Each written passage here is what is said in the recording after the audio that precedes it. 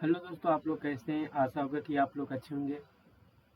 आज हम समुद्रगुप्त इतिहास, साम्राज्य और उत्थान के बारे में चर्चा करेंगे। समुद्रगुप्त के परिचय और उनके व्यक्तित्व, चरित्र और उनके साम्राज्य शासन कैसा था। उनके सिक्के, सबसे बड़ी बात आती है रिसोर्सेज के बारे में चर्चा करते हैं तो उनके मुद्राएं के आधार पर हम चंद्रगुप्त या गुप्त वंश के राजाओं के बारे में पता लगा चलता है। और समुद्रगुप्त का राजरोहण क्या था और उनकी विदेशी शक्ति क्या थी, आज हम इसके बारे में चर्चा करेंगे। सर्वप्रथम हम बात करते हैं समुद्रगुप्त के परिचय के बारे में। तो चंद्रगुप्त के प्रथम के पश्चात उसका सुयोग्य पुत्र समुद्रगुप्त साम्राज्य की गद्दी पर बैठा। वह लिच्छवी राजकुमारी कुमार देवी से उत्पन्न हुआ था। जो यह समुद्रगुप्त था, यह लिच्छवी की राजकुमारी कुमार देवी के उत्पन्न हुआ पुत्र था। समुद्रगुप्त ने केवल गुप्त वंश के बल्कि संपूर्ण प्राचीन भारतीय इतिहास के महानतम शासकों में गिना जाता है। निस्संदेह उसका काल राजनीतिक तथा सांस्कृतिक दोनों ही दृष्टियों से गुप्त साम्राज्य का उत्कर्ष काल माना जा सकता है। समुद्रगुप्त के इतिहास के सर्वप्रथम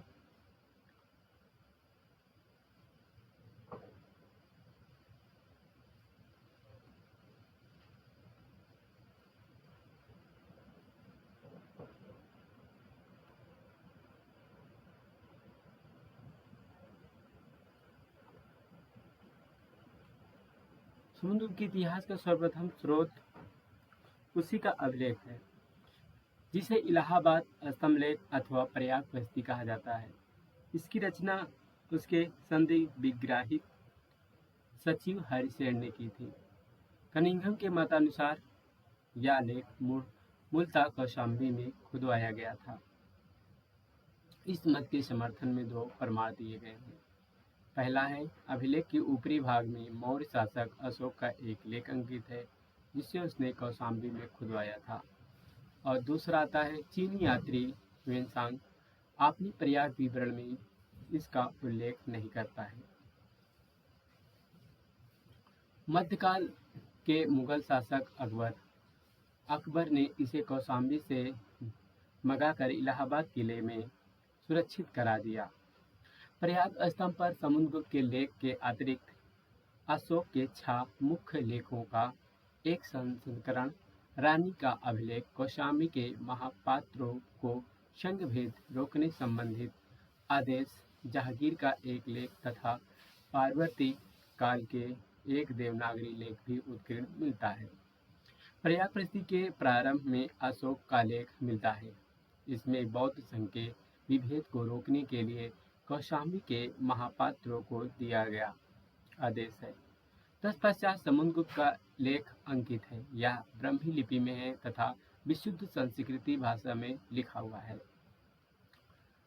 प्रयाग की प्रारंभिक पंक्ति पदात्मक तथा बाद में गद्यात्मक है, जिसको मिलाकर चंपू शैली कहा गया है। इस प्रकार यह संस्कृति की चंपू शैली का एक सुंदर उदाहरण है। इसे काव्य कहा गया है। काव्य में साम्य प्रस्तुति भी भाषा, प्रजल एवं शैली मनोरम है। न केवल इतिहास अपितु साहित्य की दृष्टि से भी यह अभिलेख अत्यंत महत्वपूर्ण है।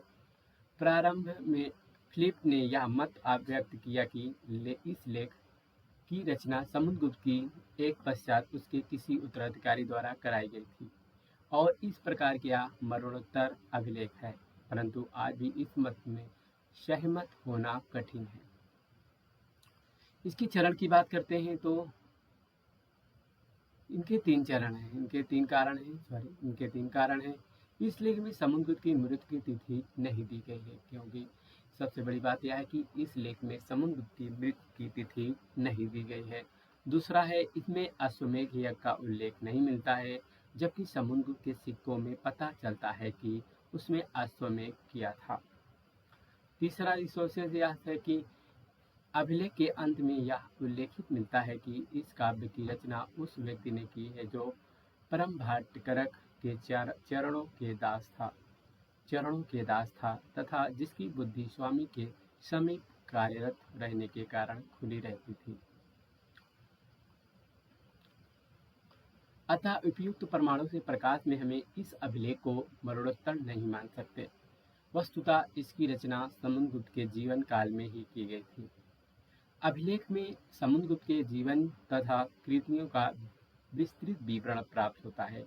कहा जाता है कि यह यदि लेख अपर्याप्त होता तो समुद्रगुप्त जैसे महान शासक के विषय में हमारी जानकारी अधूरी रह जाती। इन्हीं लेखों की वजह से आज हम समुद्रगुप्त के महान शासक के बारे में हमें जानकारी मिलती है। एरहन की लेख की बात करते हैं।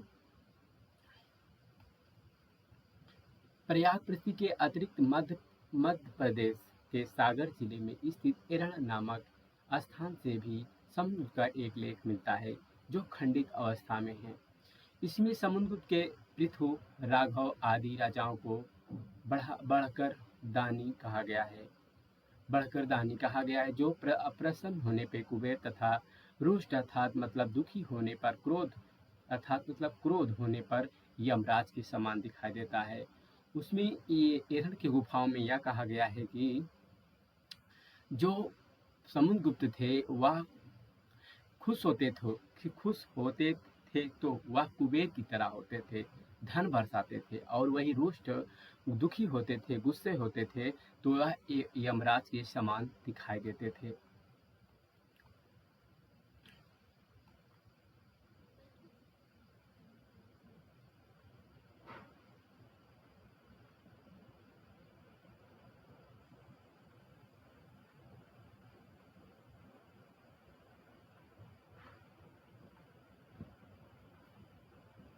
अभिलेख में उसकी पत्नी का नाम दत्ता देवी मिलता है। अभिलेख में उसकी पत्नी का नाम क्या मिलता है? दत्ता देवी। समुद्रगुप्त की पत्नी का क्या नाम था? दत्ता देवी। और माता का नाम क्या था? लिच्छवी की राजकुमारी थी, जो कि और तथा उसके अनेक पुत्र पौत्रों से युक्त बताया गया है। इस लेख से यह भी पता चलता है कि एरणी किरण एरिकीण प्रदेश अर्थात एरण उसका भोगनगर था। उपयुक्त लेखों से अतिरिक्त गया तथा नालंदा से 2 ताम्र लेख प्राप्त हुए हैं जिनमें क्रमशः गुप्त संवत 9 तथा 5वें की तिथियां अंकित हैं।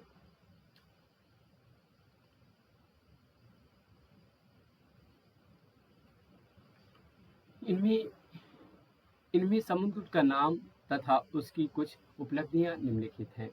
उनकी उपलब्धियों की बात करते हैं तो इनमें समुद्रगुप्त की परम भागवत कहा गया है, जो कि वैष्णव धर्म के जो प्रवर्तक थे, किंतु इन लेखों में भाषा तथा व्याकरण संबंधित अनेक अशुद्धियां हैं और तिथि में भी भ्रामक है। जो तिथि लिखी है वह भी हमें भ्रम करती है। अतः फिलिप डी.सी. सरकार आदि विद्वानों ने इन दोनों ही ताम्र पात्र को जाली घोषित किया है। अर्थात जाली मीन्स होता है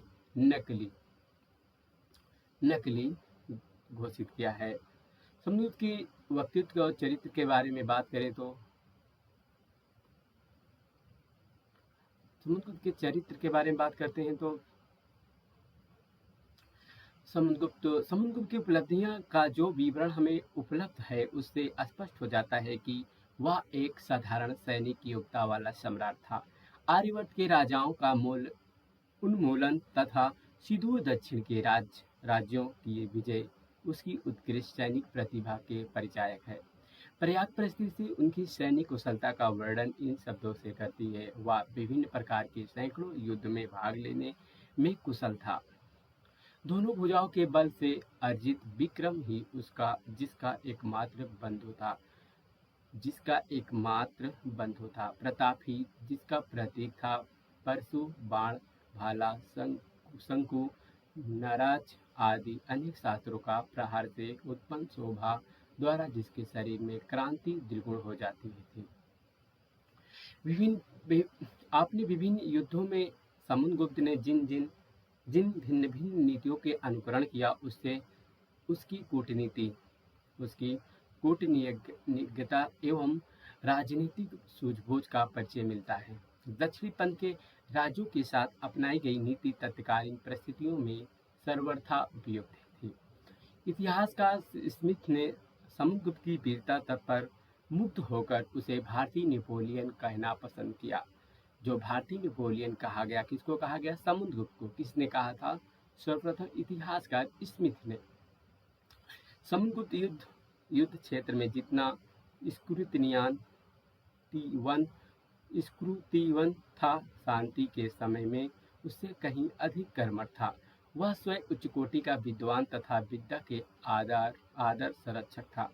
प्रस्तुति के शब्दों में विद्वानों की जीविका की स्रोत अनेक काव्यों की रचना द्वारा जिसने कविराज की उपाधि प्राप्त की थी।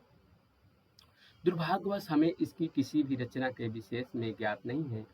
वह महान संगीतज्ञ था जिसे वीणा वादन का बड़ा शौक था। वीणा बजाने का बहुत शौक था। आपने कुछ सिक्कों में वह वीणा बजाते हुए भी दिखाया गया है। प्रस्तुति में यह कहा गया है कि गंधर्व विद्या में प्रवीणता के कारण उसने देवताओं के स्वामी इंद्र को आश्चर्य, कश्यप, तुम्बुरु, नारद आदि को भी लज्जित कर दिया था। बौद्ध साक्ष्यों से पता चलता है कि कोई गुप्त सम्राट विद्या का आदर संरक्षक था। कोई गुप्त सम्राट जो था विद्या का आदर संरक्षक था और उसने प्रसिद्ध बौद्ध विद्वान वसुबंधु को अपना मंत्री नियुक्त किया था। वमन के काव्यालंकार सूत्र से भी उसकी पुष्टि होती है, जिसमें समुद्रगुप्त की एक नाम चंद्र प्रकाश मिलता है। चंद्र प्रकाश, समुद्र का एक नाम क्या मिलता है? चंद्र प्रकाश। वसुबंधु का काल चतुर्थ शती ईस्वी माना जाता है, अतः उसका संरक्षक समुद्रगुप्त ही था, जिससे उसका विद्यानुराग सूचित होता है। समुद्रगुप्त एक उदार तथा दानशील शासक था। उसे विद्वानों को पुरस्कृत करने वाला तथा गौ का सुवर्ण मुद्राओं का दान करने वाला कहा गया है। वह सज्जनों के लिए उदय तथा दुर्जनों के लिए प्रलय के तुल्य था। असह्यों के अनाथों का उसने आश्रय दिया। प्रस्तुति में यह कहा गया है कि उसकी उदारता फलस्वरूप श्रेष्ठ काव्य सरस्वती कथा लक्ष्मी के शाश्वत विरोध सदा के लिए समाप्त हो गया था।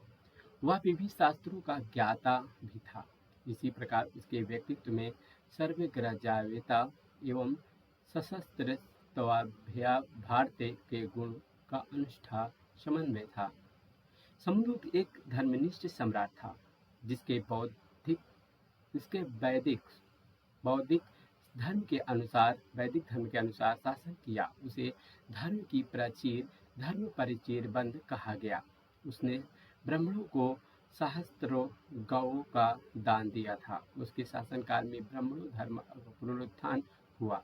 वह सर्वगुण संपन्न सम्राट था, जिसके विषय में पर्याप्त स्थिति में कथन है कि वह केवल लौकिक क्रियाओं में कर्ता के रूप में ही मनुष्य था, अपितु पृथ्वी पर निवास करने वाला देवता था।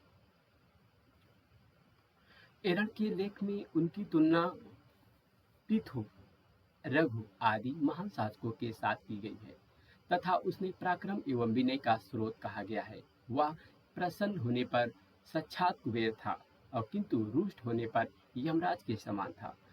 गया ताम्रपत्र में उसकी उपलब्धि परम भागवत मिलती है। इस प्रकार समुद्रगुप्त की प्रतिमा बहुमुखी थी। चाहे जिस दृष्टि से देखा जाए वह महान था। पर्याप्त का कथन है कि विश्व में कौन सा ऐसा गुण है जो उसमें नहीं है। वस्तुतः विषय में अत्युचित नहीं है। निसंदेह वह शारीरिक तथा बौद्धिक शक्ति की प्रतिमूर्ति ही था। मजुमदार के शब्दों में लगभग 5 शताब्दियों के राजनीतिक विकेंद्रीकरण तथा विदेशी आधिपत्य के बाद आर्यवर्त समुद्रगुप्त के काल में पुनः नैतिक, बौद्धिक तथा भौतिक उन्नति की चोटी पर जा पहुंचा। अब हम बात करते हैं समुद्रगुप्त के साम्राज्य के बारे में। अपनी विजयों के परिणाम स्वरूप समुद्रगुप्त ने एक विशाल साम्राज्य की स्थापना की, जो उत्तर में हिमालय से लेकर दक्षिणी विंध्य पर्वत तक तथा पूर्व में बंगाल की खाड़ी से लेकर पश्चिमी पूर्वी मालवा तक विस्तृत था। बात करते हैं आपने विजय के परिणाम स्वरूप समुद्रगुप्त ने एक विशाल साम्राज्य का स्थापना की, जो उत्तर में हिमालय से लेकर दक्षिण में विंध्य पर्वत तक था और पूर्व से बंगाल से खाड़ी से लेकर पश्चिम में पूर्व मालवा तक विस्तृत था। कश्मीर, पश्चिमी पंजाब, पश्चिमी राजपूताना, सिंध तथा गुजरात को छोड़कर समस्त भारत इसमें सम्मिलित था। दक्षिणी पथ के शासक तथा पश्चिमोत्तर भारत की विदेशी शक्तियां उसकी अधीनता स्वीकार करती थी।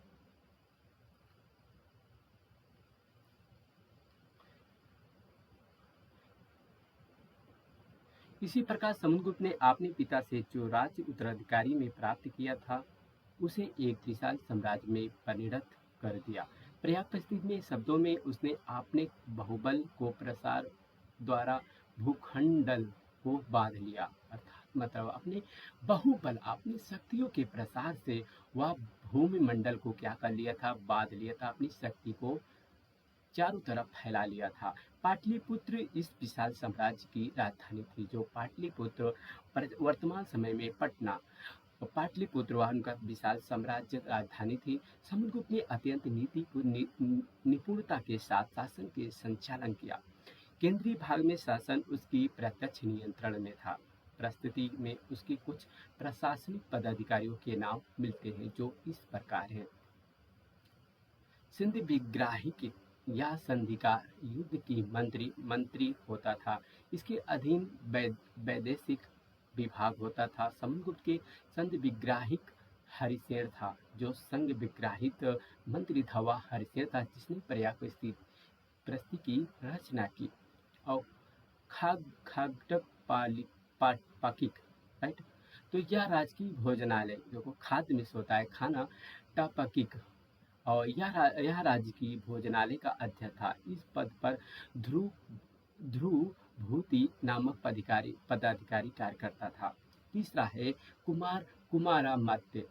अल्टेकर महोदय के अनुसार आधुनिक भारतीय प्रशासनिक सेवा के पदाधिकारियों की भांति ही कुमारमत्य उच्च श्रेणी के पदाधिकारी होते थे। वे अपनी योग्यता के बल पर उच्च से उच्च पद पर पहुंच सकते थे। यही कारण है कि गुप्त लेखों में विषयपति, राज्यपाल, सेनापति, मंत्री आदि सभी कुमारमत्य कहा गया है। गुप्त प्रशासन में यह पद अत्यंत महत्वपूर्ण था। महादंडनायक, अर्थात महादंडनायक जो दंड देने का कार्य करता था। दिनेश चंद्र सरकार की राय में यह पुलिस विभाग का प्रधान अधिकारी था, जो फौजदारी का न्यायाधीश था। अल्तेकर के अनुसार वह सेना का उच्च पदाधिकारी होता था। संभवतः पर्याप्त स्थिति में इस पदाधिकारी का उल्लेख महासेनापति का अर्थ में किया गया है। यह पद हरिसेन के अधिकार में था। पांचवी की बात करते हैं समुद्रगुप्त के सामान की, तो व्यवस्था के विषय में हमें बहुत कम ज्ञात है। ऐसा प्रतीत होता है कि निरंतर युद्ध में व्यस्त होने के कारण उसे शासन व्यवस्था का स्वरूप निर्धारित करने का अवकाश नहीं मिलता था। पर्याप्त स्थिति के उल्लेखित भुक्ति तथा विषय शब्दों से हम यह निष्कर्ष निकाल सकते हैं कि उसने अपने साम्राज्य में विभाजन प्रांतों तथा जिलों में किया होगा, किंतु उसकी संख्या अथवा पदाधिकारियों के विषय में कुछ भी ज्ञात नहीं है। अब बात करते हैं समुद्रगुप्त की मुद्राओं के बारे में। Coins of Samudragupta. समुद्रगुप्त की विविध प्रकार की मुद्राएं उनके जीवन में कार्य पर सुंदर प्रकाश डालती है। उसकी कुल 6 प्रकार की स्वर्ण मुद्राएं हमें प्राप्त होती हैं। सबसे पहले हम बात करते हैं गरुड़ प्रकार की। गरुड़ या एक भारतीय पक्षी है, जो एक पक्षी है। समुद्रगुप्त ने अपनी मुद्राओं में गरुड़ की चित्रांकन किया। इसके मुख्य भाग पर अलंकृत वेशभूषा में राजा की आकृति होती थी। जो उसके मुख्य भाग, ऊपरी भाग जो होती थी, उसकी राजा की आकृति होती थी। और गरुड़ ध्वज उसका नाम तथा मुद्रा लेख सैकड़ों युद्धों को जीतने तथा रिपुओं की मर्दान करने वाला अजेय राजा स्वर्ग को जीतता है, उत्कीर्ण मिलता है। पृष्ठभाग पर सिंहासनी सीन देवी की साथ साथ पराक्रम अंकित है।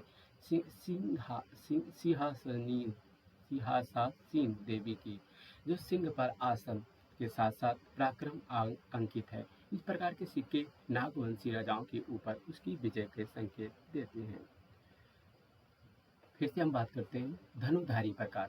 इसके मुख पर सम्राट धनुष बाण लिए हुए खड़ा था तथा मुद्रा लेख अजय राजा पृथ्वी को जीतकर उत्तम कर्मी द्वारा स्वर्ग को जीतता है। उत्कीर्ण है पृष्ठभाग पर सिंहवाहिनी देवी के साथ उसकी उपाधि अभिपरित अंकित है। बात करते हैं तीसरे की तो परशु प्रकार की। मुख भाग पर जो ऊपरी तल पर होता था बाएं हाथ में परशु धारण किए हुए राजा का चित्र है तथा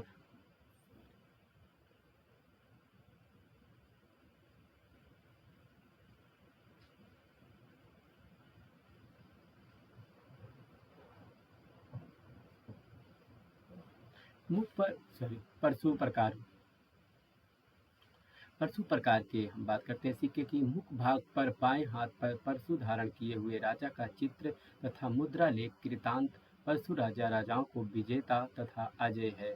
उत्कीर्ण है पृष्ठभाग पर देवी की आकृति तथा उसकी उपाधि कृतांत परशु अंकित है। अश्वमेध की बात करते हैं। ये सिक्का धनुधारी सॉरी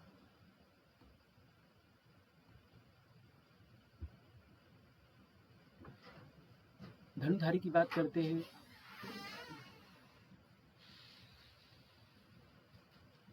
धनुधारी प्रकार के सिक्के। इसके मुख पर सम्राट धनुष बाण लिए हुए खड़ा था या अखोटक के हमें अखोटक का एक नमूना प्राप्त होता है। हो सकता है जो समुद्रगुप्ता वह निपुण था, अखोटक अर्थात शिकार करने में भी निपुणता रखता था, इसीलिए धनुष बाण लिए हुए खड़ा हमें चित्र मुद्रा लेख में मिलता है। अजय राजा पृथ्वी को जीतकर उत्तम कर्मी द्वारा स्वर्ग को जीतता है।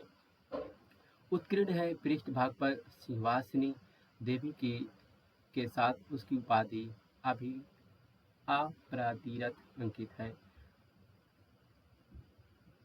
परशु प्रकार के हम बात करते थे। मुख भाग पर बाएं हाथ में परशु धारण किए हुए राजा का चित्र तथा मुद्रा लेख कृतंत परशु राजाओं को विजेता तथा अजय है। उत्कीर्ण है पृथ्वी भाग पर पृथ्वी की आकृति तथा उसकी उपाधि कृतंत परशु अंकित है। अब बात करते हैं चौथे की तो उसमें अश्वमेध प्रकार की है। यह सिक्के समुद्रगुप्त द्वारा अश्वमेध यज्ञ के जाने का प्रमाण है। इसके मुख भाग पर यज्ञ युग बांधे हुए घोड़े का चित्र है तथा मुद्रा लेख राजाधिराज पृथ्वी को जीतकर तथा यह हमें यह संकेत देता है राजाधिराज पृथ्वी को जीतकर तथा अश्वमेध यज्ञ का अनुष्ठान कर स्वर्गलोक की विजय प्राप्त करता है। उत्कीर्ण है पृथ्वी पृष्ठभाग पर राजमहिषी दत्ता देवी की आकृति के साथ साथ अश्वमेध पराक्रम की अंकित है। दत्ता देवी जो थी उसकी पत्नी थी। व्यग्र हनन प्रकार। मुख भाग पर धनुष बाण व्यग्र का अखोट करते हुए राजा की आकृति तथा उसकी उपाधि व्यग्र पराक्रम अंकित है। पृष्ठभाग पर मकर वाहिनी गंगा की आकृति के साथ राजा समुद्रगुप्त उत्कीर्ण है। इस प्रकार के सिक्के से यह एक और उसका अखोट प्रेम सूचित होता है। वहीं दूसरी ओर गंगा घाटी की विजय भी इंगित होता है। जो हमें मकर वाहिनी मिलती है यह हमें गंगा का स्वरूप प्रदान करता है या गंगा की ओर इंगित करता है।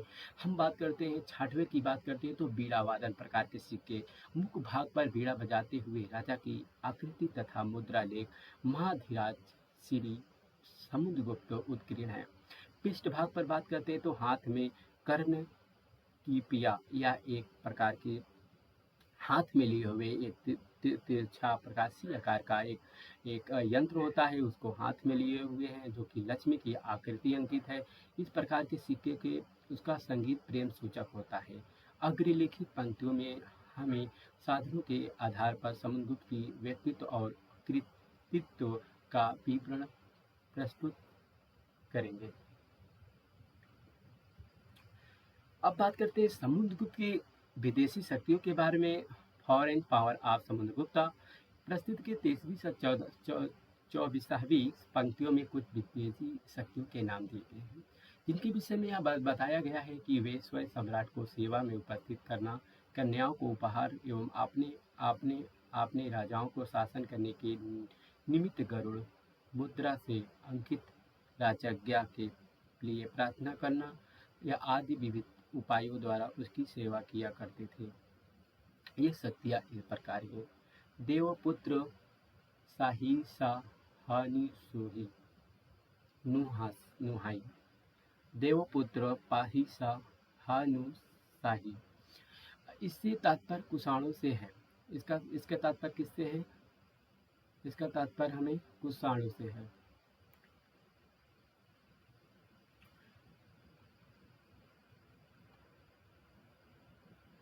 कुषाण गुप्तों के समय पश्चिम भारत में निवास करते थे। कुषाण गुप्तों के समय में जो गुप्त का सम्राट था, तो कुषाण कहाँ से निवास करते थे? पश्चिम पंजाब में निवास करते थे तथा उसका शासक देवपुत्र शाही एवं शाहनुशाही की उपाधि ग्रहण करता था। समुद्रगुप्त का समकालीन कुषाण नरेश कीदार कुषाण था, जो पेशावर क्षेत्र का राजा था। यह पश्चिमी पंजाब की बात कर रहा है। पहले वह सेनानी नरेश शाहपुर तुर्की का अधीनता में था, किंतु बाद में समुद्रगुप्त की सहायता पाकर उसने आपने स्वतंत्र कर दिया। कुछ विद्वानों का विचार है कि देवपुत्र शाही तथा शाहनुशाही से पर्याप्त 3 कुषाण राजाओं से है। प्रत्येक शासक एक उपाधि धारण करता था, किंतु जैसा कि D.R. भंडारकर ने बताया, मूल शब्द देवपुत्र न होकर देवपुत्र है। यह एक तद्धित शब्द है। इससे यह स्पष्ट है कि आप में स्वतंत्र न होकर बाद में दोनों पदों को शाही तथा शाहनुशाही से संबंधित है। इस प्रकार तीनों का एक समस्त पद मानना ही उचित प्रतीत होता है। बात करते हैं इससे तात्पर्य कुषाण शासकों के प्रसिद्ध राजकीय उपाधि देवपुत्र महाधिराज प्रतीत होता है। R.C. मजूमदार ने अनुसार उत्तर पश्चिम भारत में गंडहार नरेश भी समुद्रगुप्त की अधीनता मानता था। उसकी एक मुद्रा पर समुद्र उत्कीर्ण है। शाक की बात करते हैं। शाक लोग गुप्तों के समय, जो कि शाक कुषाण थे, जो पश्चिमी पंजाब में निवास करते थे गुप्त के शासनकाल में। अब शाक की बात करते हुए पश्चिमी मालवा, गुजरात, कठियावाड़ के शासक थे। समुद्रगुप्त के समकालीन शासक रुद्र सिंह तृतीय 348 से लेकर 378 ईस्वी था। मुरुंड स्टेन केनो के मतानुसार मुरुंड शब्द चीनी वंश पर्यायवाची है, जिसका अर्थ स्वामी होता है। इस प्रकार शाक मुरुंड का तात्पर्य शाक शासक से है, परंतु यह मत असंगत है, क्योंकि गुप्तों के पूर्व मुरुंड जाति का स्वतंत्र अस्तित्व था। टामी के भूगोल से पता चलता है कि पूर्वी भारत में मुरुंडों की शक्तिशाली राजा था। चीनी स्रोतों से या म्यूलुन कहा गया है। इनके अनुसार मुरुंड राज्य विशाल नदी गंगा के मुहाने 7000 लीटर लगभग 12,000 मील की दूरी पर स्थित था। इस स्थान से तात्पर्य कन्नौज से है। इस स्थान से किससे है? कन्नौज से है हो सकता है। जैन साहित्य में मुरुंडों का उल्लेख मिलता है। हेमचंद्रकृत अभिधानी चिंतामणि से पता चलता है कि मुरुंडों के एक राज्य आधुनिक लघमान स्थित था। सुधाकर चट्टोपाध्याय के विचार है कि इसी क्षेत्र में मुरुंडों को समुद्रगुप्त के साथ किसी प्रकार का संबंध स्थापित किया होगा। एलन का विचार है कि पाटलिपुत्र के शासक थे तथा प्रारंभिक नरेश उन्हीं के सामंत थे, परंतु यह संदिग्ध है। सिंघाल की बात करते हैं। इससे तात्पर्य लंका द्वीप से है। तो सिंघाल से यह तात्पर्य होता है कि यह क्या है? लंका द्वीप से है। समुद्रगुप्त के समकालीन लंका नरेश मेघवर्ण था। जो समुद्रगुप्त का शासनकाल में वो समकालीन कौन था? सिंघाल का कौन था? मेघवर्ण था। चीनी स्रोतों से पता चलता है कि उसने समुद्रगुप्त के पास उपहारों सहित एक दूत मंडल भेजा था। चंद्रगुप्त नरेश आज्ञा से उन्होंने बोधि वृक्ष के उत्तर में लंका में बौद्ध भिक्षुओं को लिए एक भव्य विहार बनवाया था। सिंघाल के अतिरिक्त कुछ और द्वीपों ने अधीनता स्वीकार कर लिया था, क्योंकि प्रशस्त में सिंघाल के बाद आदि सर्वद्वीपासी भी उल्लेखित मिलता है। इसका संकेत दक्षिणी पूर्व एशिया द्वीपों से है। यह से हिंदू उपनिवेश के शासक इस समय अपनी मृत्यभूमि से संबंध बनाए थे। जावा से प्राप्त तत्वकांतिमत नामक ग्रंथों से ईश्वरपल नामक राजा का उल्लेख है, जो अपने समुद्रगुप्त के वंशज कहता है। यद्यपि हमें यह ज्ञात नहीं है कि उपयुक्त शक्तियों के साथ समुद्रगुप्त कोई युद्ध हुआ अथवा उसका संबंध मात्र कूटनीति ही था। तथापि यह स्पष्ट है कि शकों तथा कुषाणों ने उसकी अधीनता मानी थी।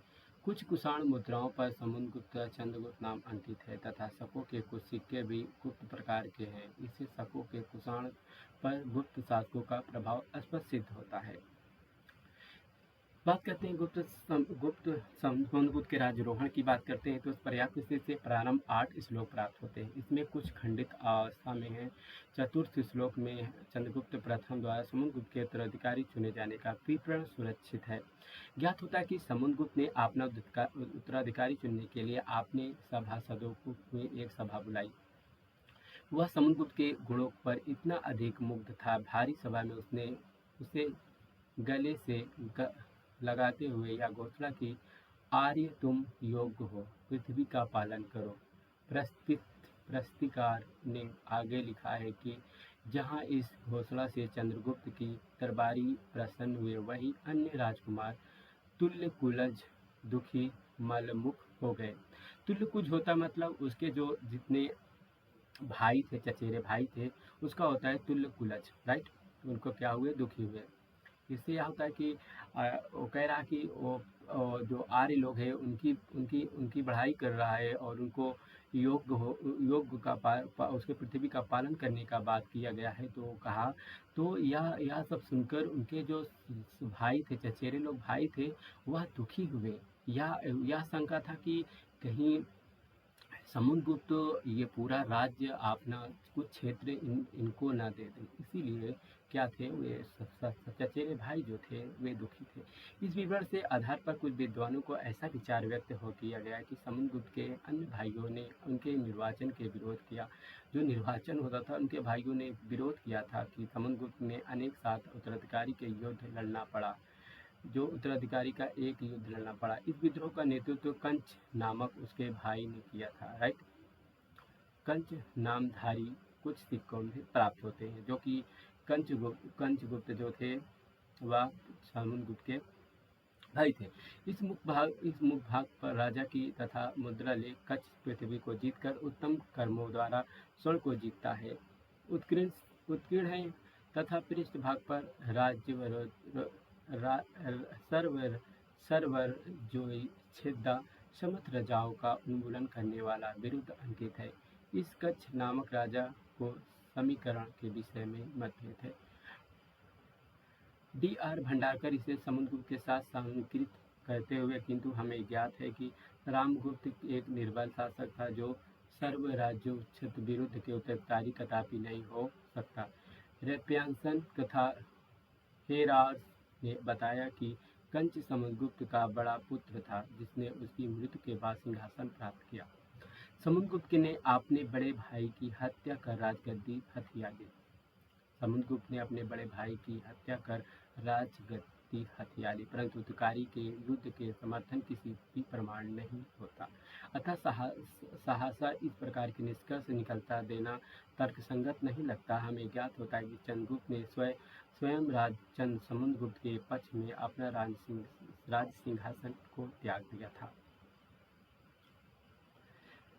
पुनश्च कच्छ तथा समुद्रगुप्त की मुद्राओं से इतनी अधिक समानता है कि एलन महोदय ने यह मत रखा कि कच्छ वस्तुतः समुद्रगुप्त के मौलिक नाम था, किंतु बाद में अपना अधिकार क्षेत्र समुद्र तट तथा विस्तृत कर लेने के बाद उसने अपना नाम समुद्रगुप्त रख लिया। समुद्रगुप्त गुप्त वंश के केवल एक लिए ही समुद्रगुप्त सर्वराज्योच्छेदा विरुद्ध कर प्रयोग मिलता है। अतः कच्छ और समुद्रगुप्त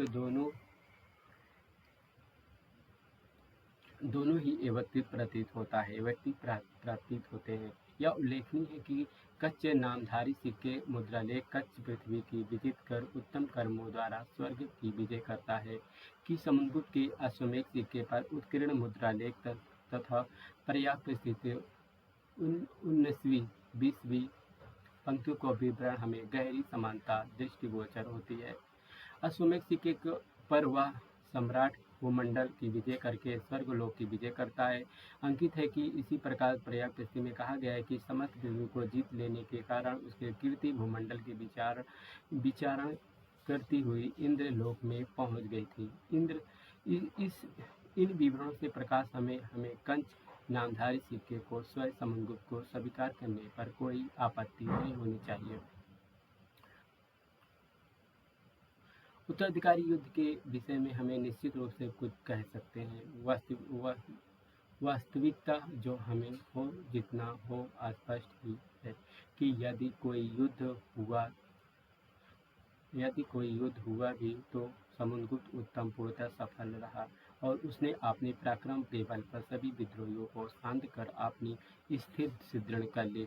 इलाहाबाद विश्वविद्यालय के R.P. त्रिपाठी ने यह सुझाव रखा कि चतुर्थ श्लोक में उत्तरित तुल्य कुलज शब्द का से समुद्रगुप्त के भाइयों अथवा गुप्त कुल के राजकुमारों को बोध नहीं होता है, अपितु यह समान वंश के राजकुमारों से तात्पर्य है।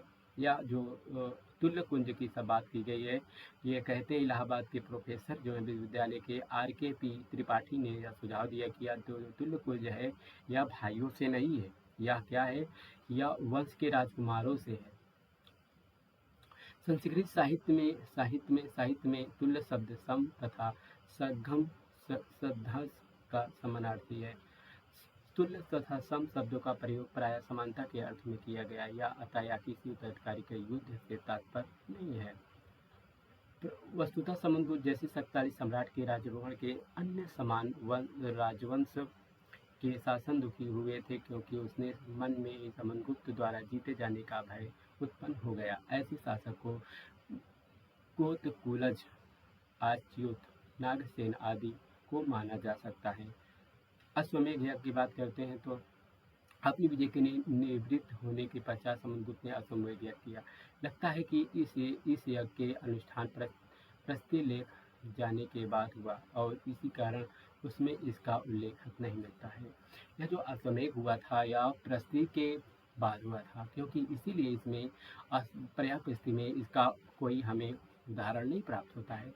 स्कंदगुप्त के भीतरी लेख में समुद्रगुप्त के चिरकाल के छोड़े गए अश्वमेध को करने वाला चिरोत्तर मेधहैत्रु कहा गया है, परंतु यह उल्लेख अतिरंजी है। गुप्त को पूर्व पुष्यमित्र शुंग ने 2 अश्वमेध किए थे, जो गुप्त के पूर्व पुष्यमित्र शुंग ने 2 अश्वमेध किए थे। समुद्रगुप्त के अश्वमेध प्रकार के सिक्के उसके द्वारा अश्वमेध यज्ञ किए जाने का प्रमाण है। इसके मुख पर यज्ञ यूप में बांधे हुए अश्व की आकृति तथा पृष्ठभाग पर मुद्रा लेख अश्वमेध पराक्रम अश्वमेधी जिसका पराक्रम है उत्कीर्ण मिलता है। प्रभावती गुप्त के पुनः ताम्रलेख में समुद्रगुप्त के अनेक अश्वमेध यज्ञों को करने वाला अनेका स्वमेघ याजिन कहा गया है। तब तक के लिए धन्यवाद। बस इतना ही आज के लिए। मिलते हैं फिर आपसे नेक्स्ट कड़ी।